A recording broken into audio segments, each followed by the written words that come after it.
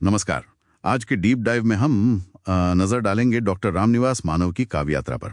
हमारा आधार रहेगा सुनील कुमार का शोध प्रबंध डॉक्टर रामनिवास मानव की काव्य यात्रा एक विवेचन। हम इसी के कुछ खास हिस्सों पर बात करेंगे। हाँ बिल्कुल। और हमारा फोकस रहेगा डॉक्टर मानव के दोहों पर, खास तौर से उनका संग्रह सहमी सहमी ताग और उनके हाइकू पर भी, जो शेष बहुत कुछ में है। सही। तो इस डीप डाइव का मकसद है डॉक्टर मानव की कविता के जो मूल विषय हैं, उनकी शैली और समाज पर उनकी जो टिप्पणियां हैं, उनको समझना। चलिए शुरुआत करते हैं उनके दोहों से। स्रोत बताते हैं कि उनमें जैसे देश का पूरा नक्शा दिखता है, विकृतियां हैं, मूल्यों की खोज है, सौंदर्य, प्रेम, सब कुछ है। और तीखा व्यंग्य भी है। हाँ, वो भी। बिल्कुल। और देखिए, ये जो संग्रह है सहमी सहमी आग, ये 1999 से 2003 के बीच लिखा गया है।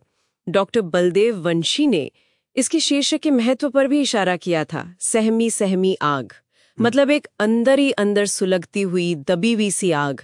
डॉक्टर मानव का एक दोहा है ना, भूताहा भूताहा वक्त सहमी सहमी आग।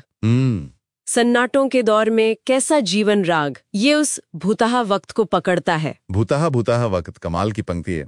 उस दौर का एहसास करा देती है। और इसी माहौल में वो दोहों के जरिए राजनीतिक, सामाजिक गड़बड़ियों, भ्रष्टाचार, इन सब पर उंगली उठाते हैं। हाँ, और दिलचस्प ये है कि वो खुद को एक लड़ते हुए दीपक की तरह देखते हैं। हाँ, जैसे वो कहते हैं, दीपक बनकर मैं जलूं, नेह भरा दिन रात। बिल्कुल।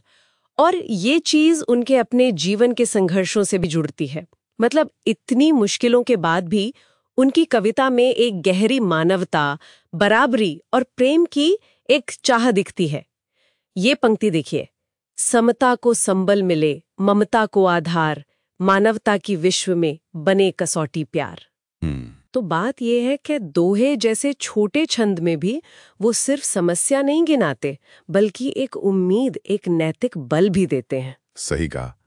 ये दोहे सच में देखन में छोटे लगे, घाव करें गंभीर। निश्चित रूप से। वो खुद भी कहते हैं कि उनके दोहे कभी लगता मृदु मुरली, कभी कभी तेज तलवार। वाव। और उनमें जग का दर्द है, इनमें जन की पीर। ये दर्द उनमें दिखता है? दर्द और पीर तो है, पर साथ में सौंदर्य और प्रेम के रंग भी है ना। हाँ हाँ, बिल्कुल है।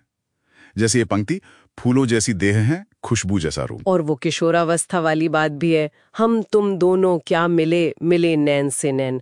थोड़ी चंचलता भी है। बिल्कुल। और एक और अहम पहलू है, नारी मन की पीड़ा।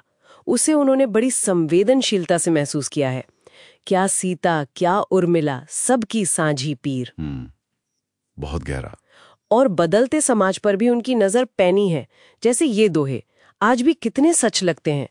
छत तो बेशक एक है, चूल्हे लेकिन चार। ओह हाँ, ये तो आज भी दिखता है। और ये वाला, बाबूजी चाकर होए, अम्मा चौकीदार, परिवारों के बदलते रूप पर।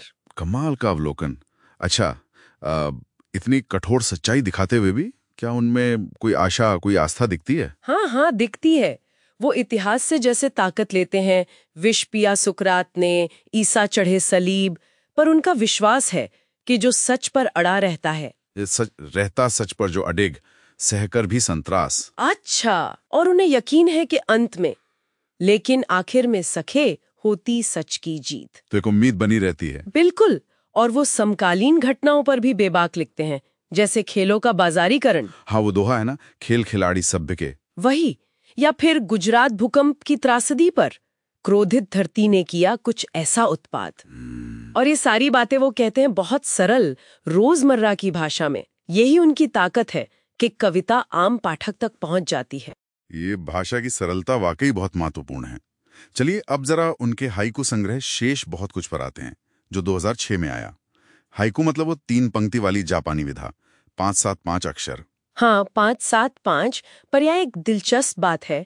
डॉक्टर मानव का मानना था कि हाइकू असल में भारतीय काव्य परंपरा से ही जुड़ा है। अच्छा, ये कैसे? वो इसे हिंदी की त्रिपदी या पंजाबी उर्दू के माहिया जैसे जो पुराने छंद है ना, उनका ही एक रूप मानते थे। ओ, ये तो नई जानकारी है। हाँ, उनके हाइकू में भी वही संक्षिप्तता है, वही गहराई, छोटी सी विधा में बड़ी बात कहने का हुनर।